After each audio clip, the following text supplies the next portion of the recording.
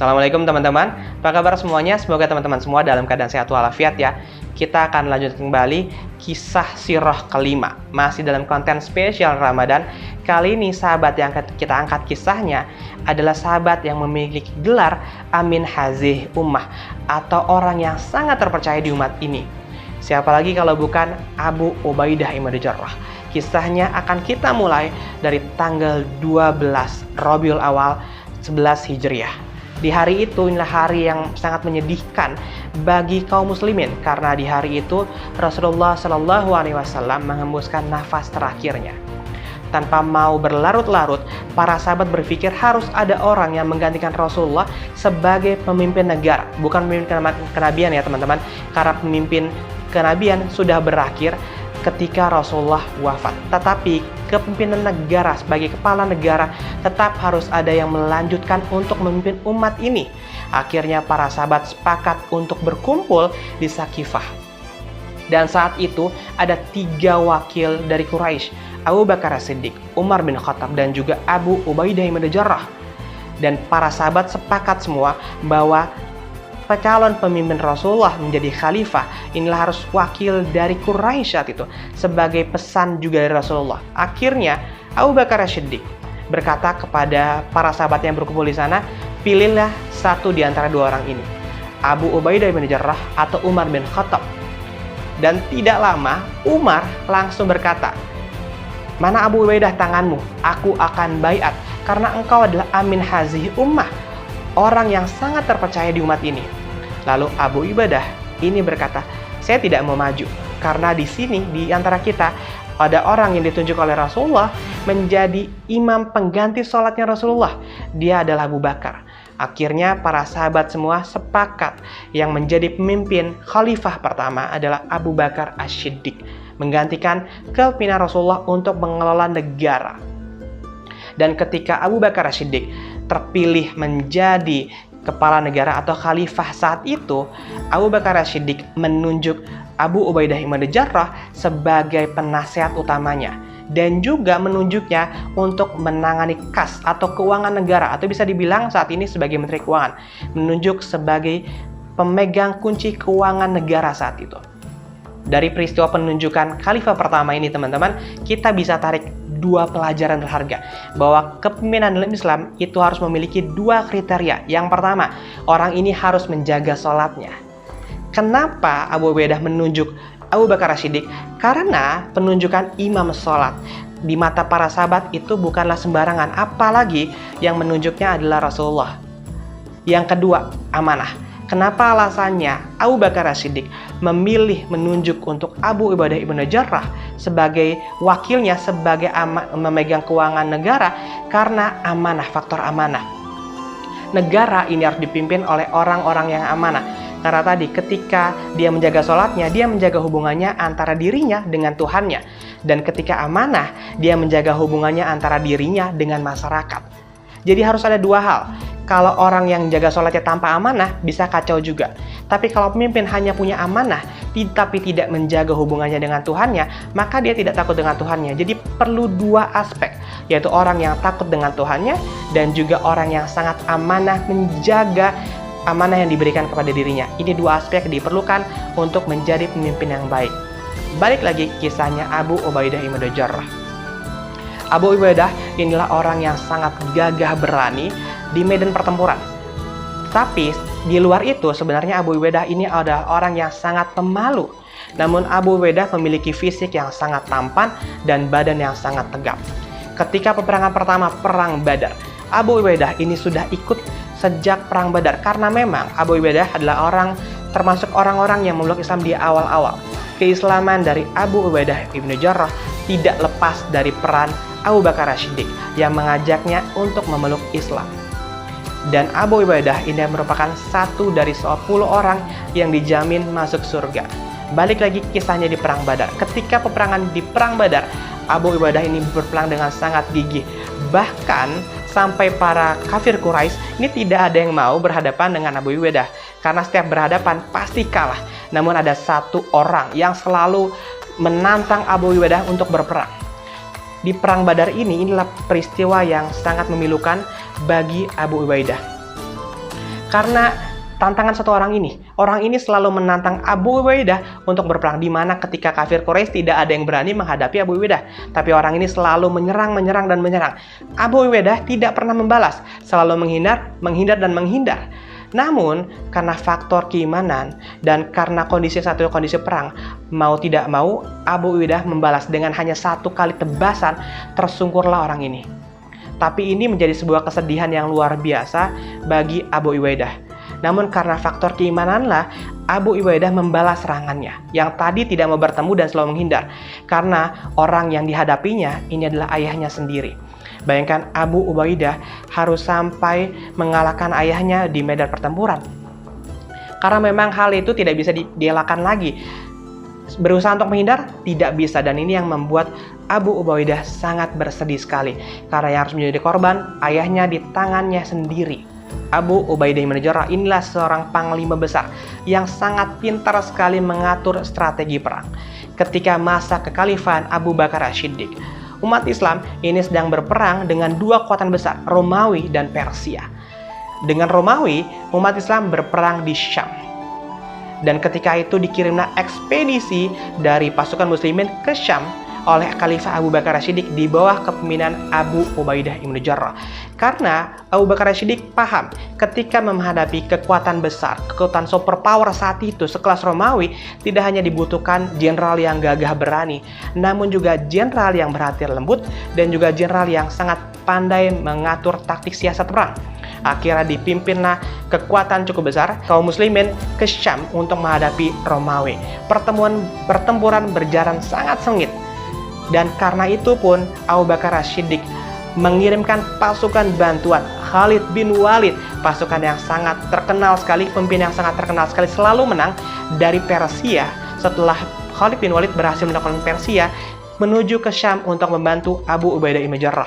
Dan perintahnya dari Khalifah Abu Bakar As-Siddiq jelas saat itu, ketika Khalid bin Walid sudah sampai ke Syam, bergabung dengan pasukan Abu Ubaidah, maka Khalid yang menjadi panglima tertingginya. Akhirnya terjadi pertempuran yang sangat hebat, cukup panjang antara dua kekuatan besar ini, Romawi dan kaum muslimin. Sampai pertempuran ini harus berlanjut ketika kekhalifahan berganti dari Khalifah Abu Bakar As-Siddiq ke Amirul Mukminin Umar bin Khattab. Umar bin Khattab ketika sudah berganti menjadi Khalifah Amirul Mukminin memerintahkan untuk mengganti kembali kepemimpinan pasukan dari Khalid bin Walid menuju Abu Ubaidah bin Jarrah. Dan suratnya itu diterima oleh Abu Ubaidah ketika peperangan sengit sedang berlangsung. Namun Abu Ubaidah, sahabat mulia ini, tidak memberitahukan pergantiannya suratnya, tetapi tetap menyimpannya hingga peperangan selesai. Saat itu peperangan terjadi di daerah Damaskus, peperangan yang sangat besar, peperangan yang sangat hebat. Dibiarkan saja saat itu Khalid bin Walid tetap memimpin pasukan sampai Khalid dan pasukannya berhasil mengalahkan Romawi di Damaskus dan merebut daerah itu. Ketika kaum muslimin sudah berhasil mengalahkan Romawi di Damaskus, akhirnya Abu Ubaidah baru memberitahukan ada surat dari Amirul Mukminin Umar bin Khattab tentang pergantian kepemimpinan dari Khalid bin Walid kepada Abu Ubaidah.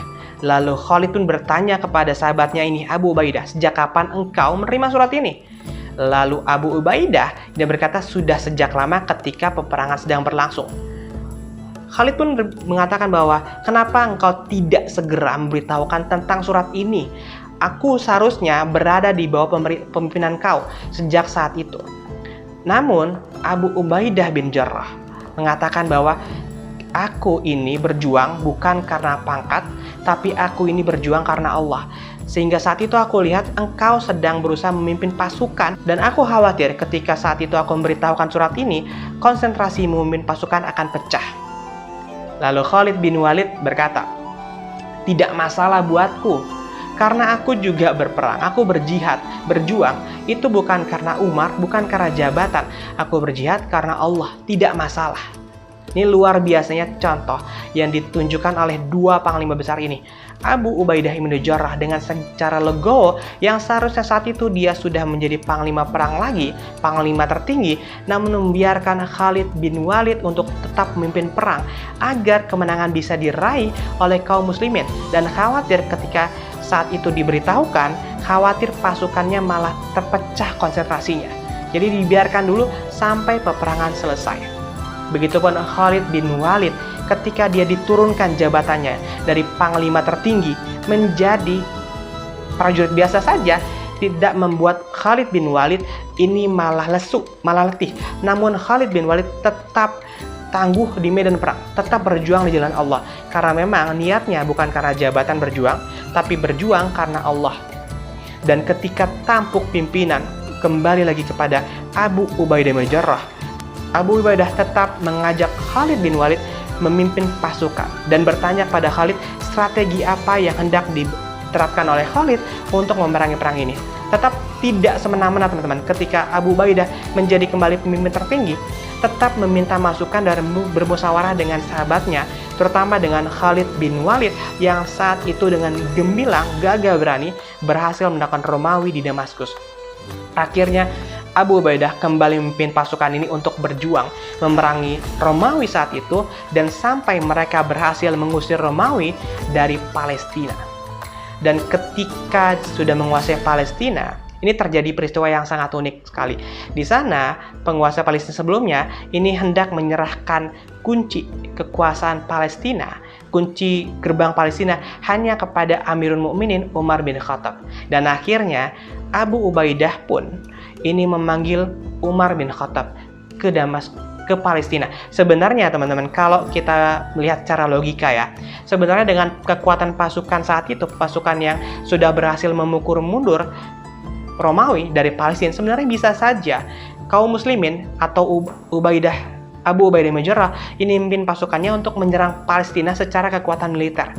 Namun Abu Ubaidah tidak memilih itu dan lebih memilih untuk dengan cara yang damai. Karena memang saat itu Romawi sudah pergi dan tinggal dikuasai oleh orang-orang Palestina saat itu. Dan akhirnya uskup yang memegang kunci Palestina saat itu menunggu untuk memberikan kuncinya hanya kepada Amirul Mukminin. Ini peristiwa yang sangat menunjukkan bagaimana kesederhanaannya Amirul Mukminin saat itu. Ketika saat itu Amirul Mukminin kekuasaannya sudah membentang sangat luas sekali. Dan ketika berjalan menuju Palestina, ini diharapkan oleh seorang uskup ini, pemimpin Palestina saat itu, ini diharapkan yang dalam bayangannya adalah Amirul Mukminin ini akan datang ke Palestina, ke pintu gerbang Palestina dengan kekuatan yang sangat besar, dengan baju yang sangat gagah. Tapi ditunggu-tunggu, yang dia lihat hanyalah 2 orang dengan 1 kendaraannya, 1 kudanya, keledainya. Dan itu pun dilihat bergantian, saling bergantian. Yang satu naik, yang satu jalan, yang satu naik, yang satu jalan. Dan saat itu Amirul Mukminin Umar bin Khattab ini datang ke Palestina tanpa pasukan, hanya berdua saja antara Umar dan pembantunya. Dan kebetulan ketika memasuki gerbang Palestina, Umar itu yang membawa keledainya, sedangkan pembantunya ini yang sedang naik di atas keledainya. Dan melihat itu, lalu pimpinan Palestina saat itu ini langsung berkata, inikah orang yang menguasai luasnya dunia tetapi begitu sederhananya. Jadi terlihat sekali teman-teman, para pemimpin muslim saat itu, para sahabat, ketika mereka ditunjuk sebagai amir, ditunjuk sebagai pemimpin, penguasa pemerintahan, penguasa negara, mereka tidak hidup bermewah-mewah, tetapi mereka tetap hidup sederhana. Dan disinilah ketika Umar bin Khattab memasuki Palestina, kembali lagi bertemu dengan sahabatnya Abu Ubaidah bin Jarrah. Karena saat sudah menguasai Syam, Abu Ubaidah ini ditunjuk oleh Umar bin Khattab, Amirul Mukminin saat itu, sebagai penguasa Syam. Dan ketika Amirul Mukminin Umar bin Khattab berkunjung ke rumah dari Abu Ubaidah bin Jarrah, Umar bin Khattab menangis. Kenapa Umar menangis? Karena saat itu melihat kondisi rumah dari Abu Ubaidah bin Jarrah yang sudah ditunjuk sebagai penguasa Syam, penguasa negeri yang cukup makmur. Tapi Umar menangis ketika melihat ke dalam rumahnya.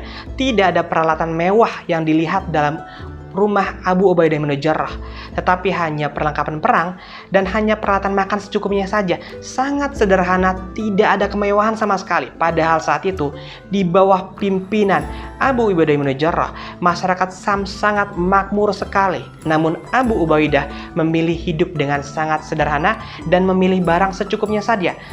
Karena itu Umar menangis melihat kondisi salah satu gubernurnya, Abu Ubaidah bin Jarrah, yang memimpin wilayah yang sangat makmur.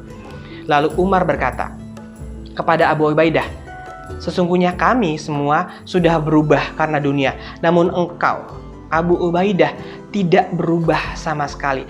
Sudah selayaknya memang engkau disebut Rasulullah adalah Amin Hazih Ummah, orang yang sangat amanah di umat ini." Bahkan saking amanahnya Abu Ubaidah bin Jarrah, Umar bin Khattab Amirul Mukminin ini punya rencana untuk menunjuk khalifah ketiga sebagai pengganti Umar, itu adalah Abu Ubaidah bin Jarrah. Namun Allah berkata lain, berkehendak lain. 5 tahun sebelum Umar bin Khattab meninggal dunia, terjadi wabah, terjadi taun. Wabah yang tidak pernah dikenal sebelumnya. Sama seperti sekarang ini teman-teman, kita dalam kondisi yang wabah yang baru. Dan begitu pun saat itu 5 tahun menjelang kematiannya Umar bin Khattab, terjadi wabah di dekat wilayah Palestina. Dan saat itu Umar bin Khattab buru-buru menulis surat untuk memerintahkan Abu Ubaidah bin Jarrah kembali segera ke Madinah dengan alasan Umar butuh Abu Ubaidah. Dan biasanya semua perintah Umar bin Khattab selalu dipenuhi oleh Abu Ubaidah bin Jarrah, kecuali satu perintah ini, yaitu menolak perintah Umar untuk segera kembali ke Madinah menghindari wabah. Abu Ubaidah malah mengirimkan surat kepada Amirul Mukminin Umar bin Khattab bahwa izinkan dia tidak kembali ke Madinah untuk menemani rakyatnya yang saat itu sedang menderita wabah. Ketika surat sampai ke tangan Khalifah Amirul Mukminin Umar bin Khattab, Umar menangis dan bersedih. Saat itu sahabat yang berkumpul berkata, "Apakah Abu Ubaidah sudah meninggal, sudah wafat?" Kata Umar, "Belum, tapi sedang mendekati kematiannya." Dan tidak lama berserang teman-teman, tepat seperti dugaan Amirul Mukminin Umar bin Khattab, Abu Ubaidah bin Jarrah akhirnya pun terserang wabah ini. Wabah yang sama menyerang masyarakatnya saat itu yang ia pimpin di Syam. Dan di usia 58 tahun, sahabat mulia ini menghembuskan nafas terakhirnya dengan penuh banyak kebaikan yang ditinggalkan untuk kaum muslimin. Yang tadinya Khalifah Umar bin Khattab ingin menunjuk Abu Ubaidah bin Jarrah sebagai penggantinya, sebagai khalifah ketiga. Karena Allah berkehendak lain, akhirnya Umar bin Khattab sama sekali tidak menunjuk siapapun untuk menjadi penggantinya sebagai khalifah ketiga dan menyerahkannya kepada Dewan Musyawarah yang dibentuk oleh Umar bin Khattab. Yang akhirnya ditunjuklah khalifah ketiga, yaitu Utsman bin Affan, khalifah sahabat mulia, 1 dari 10 orang yang dijamin masuk surga. Sebagai penutup teman-teman, semoga kisah dari sahabat mulia ini, Abu Ubaidah bin Jarrah, memberikan banyak pelajaran kepada kita bagaimana soal menjaga amanah. Menjaga sebuah amanah adalah perkara yang sangat besar teman-teman. Menjaga kepercayaan kita dengan orang lain. Dan itu adalah pentingnya menjaga amanah yang ditunjukkan oleh Abu Ubaidah bin Jarrah. Karena sebagai apapun kita teman-teman, sebagai pekerjakah, sebagai mahasiswa, sebagai anak, sebagai pelajar, kita punya amanah masing-masing yang harus tetap kita jaga. Insya Allah kita akan lanjut kembali dengan kisah sirah sahabat lainnya. Assalamualaikum warahmatullahi wabarakatuh.